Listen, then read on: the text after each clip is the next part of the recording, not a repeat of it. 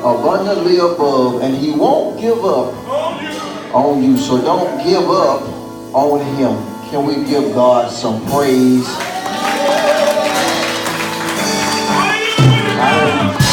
I didn't say give me some praise. I said give God some praise in this house. If he's done anything for you, you ought to stand to your feet and you ought to give God some praise. Come on, come on, come on, come on.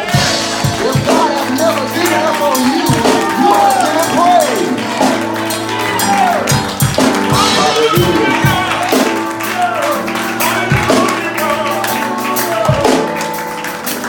God is able and he will do just like he said that he will. And if you don't believe me, just ask him, try me. And I promise you, after your test, you will be able to stand to your feet and say, God will. I ain't got no help up in here, but I'm going to still preach. But I got to preach to myself because I know that God will take care of me. Nothing that I heard, I had to experience it for myself. But after my test, I found out that God will take care of me.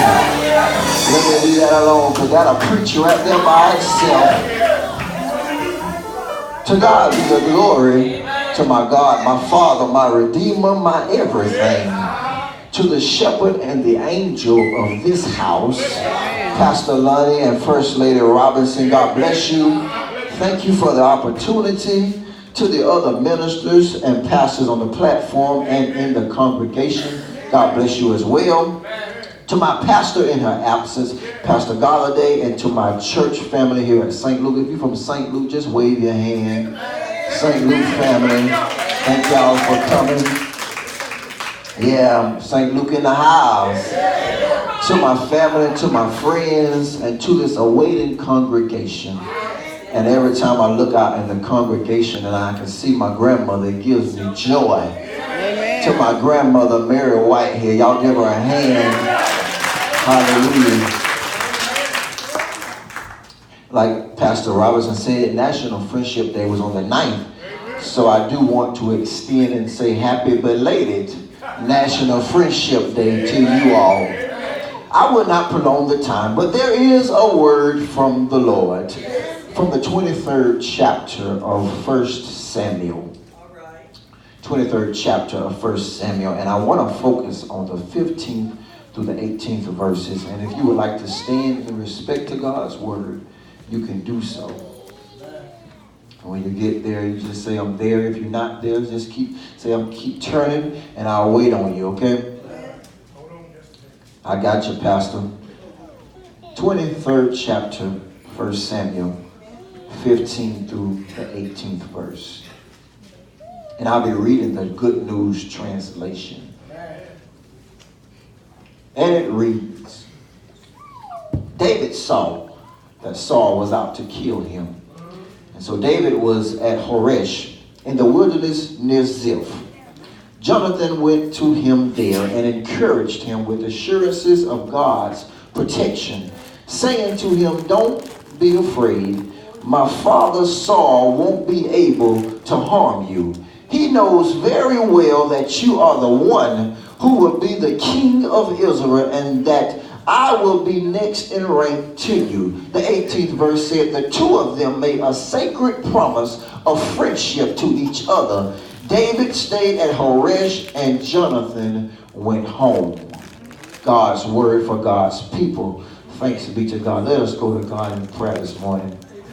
God, we say thank you for this day, God. Thank you for this worship experience. And God, now in this preaching moment, I ask you to move Keith out of the way and increase all of you, God. Speak through me, God. Speak to me, oh God. Speak around me, oh God. Help me speak a word to your people, oh God. Not what I want them to hear, but what you want them to hear. And God, if you do these things, I will be forever to give you the praise, the honor, and the glory. And it's in your name that I pray this prayer. Everybody say amen. Amen. I want to ask a question this morning as my topic. And that question is, are you my friend? Turn to your neighbor and say, neighbor, oh neighbor, Minister Keith wants to know, are you my friend? Somebody should have put a praise in advance right there for the word. Are you my friend? If you were asked how many friends you have, how would you answer? For some of you, you might answer and say, I have several hundred based on the number of social media friends and followers on social media. For others, you might answer and say, I have a few dozen based on the number of people that we know and interact with on a daily basis. And then for some of you, you might answer and say, I only have a handful based on the number of truly good friends that we have. But when it all comes down to it, it's the way you define the word friend. The English dictionary defines friend as a person who one person knows and has a bond of mutual affection with. But the word friend in the Greek is philos. And philos means friend, someone dearly loved in a personal and intimate way, a trusted confidant or a BFF held dear and close bond. So my question is, I wonder, what is your definition of friend? And so this morning I want to reason with you with three aspects of a true friend through the friendship of David and Jonathan. Now just a little background on these two men. David and Jonathan had a close friendship. Now they were not Facebook friends. They didn't follow each other on social media. They weren't even two men that interacted on a daily basis. But they were two men who loved one another and cared for one another. David and Jonathan had a deep and meaningful friendship. So now I want to examine Jonathan today to express these three aspects. The first aspect of a true friend is that a true friend will enter into your encounter or into your struggle. They won't stand back and say, I'm praying for you. They ain't gonna say, I'll text you, check on you later on. They gonna show up to the hospital when you get sick. They gonna show up at court with you, because see, a true friend won't condone your wrong, but they also won't condemn you. Amen, amen. They won't walk away from you. They will fuss at you and get mad with you and then tell you, now get your butt up and let's handle this and move forward. Because see, a true friend will even show up with their t-shirt and their tennis shoes on if they need to. Because they will fight with you, they will cry with you, they will rejoice with you, because a true friend will enter into your experience. Yeah. In the 16th verse it says that Jonathan went with him there in the wilderness. Jonathan left the comfort of his home. He left his palace and he went where David was. See, David was out there in the woods and he was in the wilderness. And when you're in the wilderness, you are in a low place. So he was down, and Jonathan left his comfort zone and went to David's low place. Look to your neighbor and say, neighbor, will you come to my low place? Yeah. You have to be careful when you say that, guy. So Jonathan was a show up kind of friend. And instead of sending a text message or calling, he said, no, I'm on the way. Because a true friend will come and find you in your low place. And they will stand with you in the wilderness. Can I get a witness in here? So, but see, let me tell you, watch this. People don't have a problem with showing up when everything is going good. You ride around in your Lexus, your bills paid, the AC on point, you spending money, you got your super basic TV, watching your Lifetime, watching your Queen Sugar, your Young and the Restless, your own channel, your have and have nots. All right now. But let your lights go out. And you got to go sit in the dark. Let the repo man come and pick up that car of yours. Let you have to pull out bologna and bread to eat. And I'm here to let you know that you will find out just how many friends you really have. Right. I don't think a lot of us gonna sit in the dark without no cable TV. We ain't gonna walk to work. We ain't gonna walk to get away. So they gonna just walk right on out your life. No, I'll see you on the rebound when you come back up again. So, see, I need you to be with me in the palace, but I also need you to be with me in the wilderness as well. Don't just be with me in my good, but I need you to be with me in my bad. I need you to stand with me when the tables are turned against me. All right. So if you have a friend that always calling on you, that always needs you, that always wants you to drop everything that you got and come to their rescue, but every now and then when you start calling, they don't never come to your rescue, I would advise you to ask yourself, are you my friend? All right. So now when a true friend show up, here's the second aspect. They will encourage you. The second part of verse 16 says, Jonathan encouraged him with the assurance of God's protection. Jonathan showed up in the woods and encouraged David. He lifted David up, and watch this, you have to be careful, because some people will show up, but when they show up, they bring their own frame of mind with them. All right. Let me clean it up a little bit. They bring their own emotions. They bring their own baggage. And they want to come and they want to vent to you. They want to bring their problems. They want to bring their own battles. And then they think you Ayanna, you supposed to fix their life. Yeah, you better say it. But see, you going through something, and you call on them to come over to your aid. But when they get there, you be feeling worse than before they got there. And then you start looking at them like, really? I called you over here to be my friend, and you're like you need a friend yourself. So do yourself the honor and go home or go somewhere. Because see, your presence is messing with my anxiety. Because see, I'm going through enough already, but so I don't need your problem on top of my problem. So it's best for you to go back where you came from, because you can't help me. Because when they show up, they're showing up complaining, they're talking crazy, they talk about this person, they talk about that person, they talk about this event, oh, the President Trump did this, oh, President Trump did that. I ain't called you over here for that. All right. I ain't called you over here for that. See, you're supposed to be talking me off the cliff, but you're making me want to jump over the cliff. Because see, some folk are like Job friends were. We know in Job, Job, when Job was going through, his friends, they did pull up.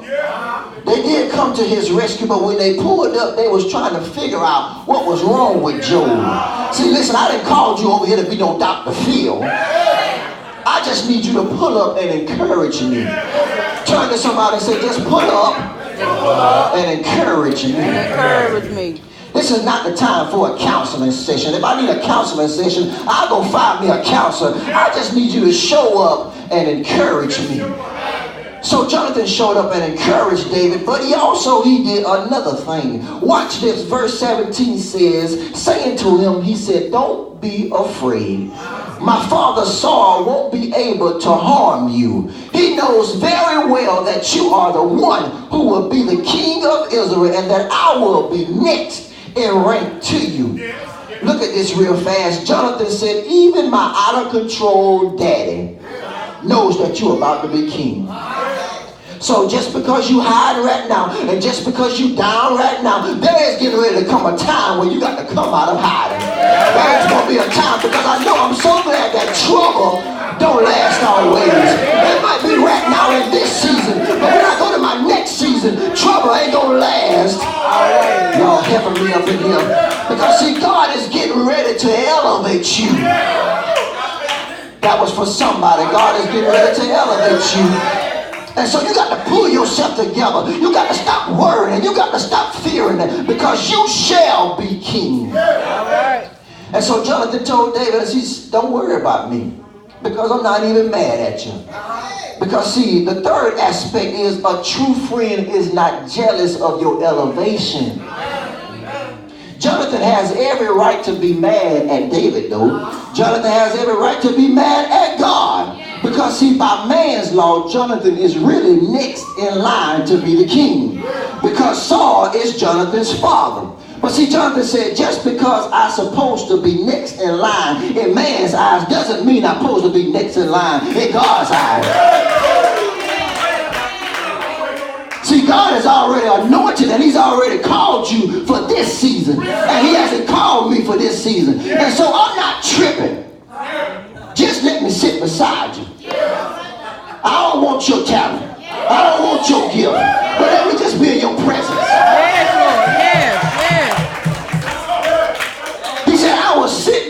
I will cheer you on. I will sit back and I will have your back. If you fight, I'll fight. If you cry, I'll cry. If you rejoice, I'll rejoice. Because I'm not jealous of your elevation. Because just like God elevated you, if I just wait and be of good courage, He's going to elevate me as well. See, you have to ask God to deliver you from folk who can't handle your elevation. And when he delivers them from you, you have to accept it and move on. Because see, you'll find out who really for you when God started elevating you. Some folk not going to be able to handle where God is getting ready to take you. And see, I hate to step on a couple of folks' toes, but just say ouch. Look to your neighbor and say, brace yourself, brace yourself. Watch this. Some folk you're going to have to leave behind in this season. Because see, when God takes you to your next season, you can't bring them along because they were only designed for this season. Because see, the higher you go, the smaller your circle will get. Folk that was with me in 2013, they ain't with me in 2018. Because their season was 2013. But I'm changing, Pastor. And when I change, some stuff will change behind around me as well. The way I walk is going to change. The way I talk is going to change. The way I preach is going to change. The way I govern myself is going to change. The way I dress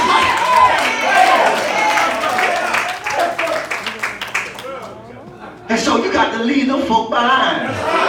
Because see, you don't want nobody in your circle that's going to be hating on you and that's going to be jealous of the gifts and the blessings and the breakthroughs and the healings that God got for you. So just leave them on behind because they're not supposed to be in this season for a reason. And see, we'll miss our blessing because we want to bring and we want to drag folks into our next season that was only meant for last season. Leave them folks behind you. Because just because they walking with you, don't mean they for you. They with you right now. Because they say, oh, Minister Keith preaching. Oh, he doing his thing. Oh, he know how to shut the church down. But let me go through something. Let the police come. They all on social media. You know what happened to Keith McIntyre? They ain't Minister Keith no more. You know what happened to Keith? Now I was saying what happened to Keith. Because see, they walking with you right now, but eventually they gonna separate themselves. And then when I come back, oh, hey, Minister Keith. That sure was a good word you said today. And I'm looking at him like, really? You the main one was talking about me. Where was you at when I needed you? Leave them folk behind. So if they don't show up, and if they show up and work on your nerves, and if they trip every time God starts to bless you, I got something for you. Just drop them like a bad habit. Because they're truly not your friend. And so as I close, because there's always a but in the story. But just in case you don't have a friend that will show up, just in case you don't have a friend that will encourage you, just in case you don't have a friend that will rejoice with you, just in case you don't have a friend who will show up when you need him. Songwriter said, what a friend we have in Jesus.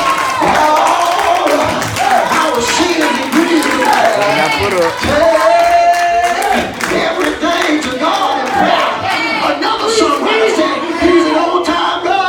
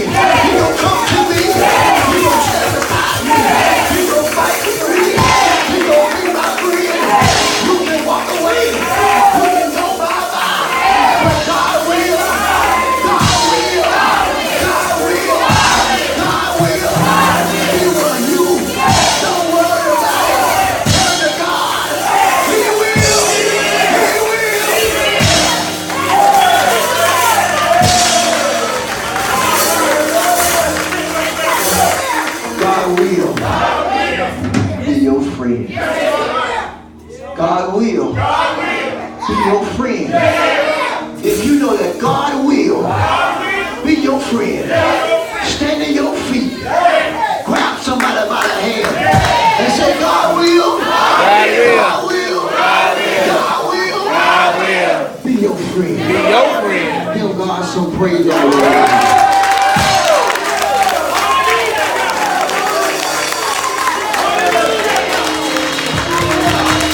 God will.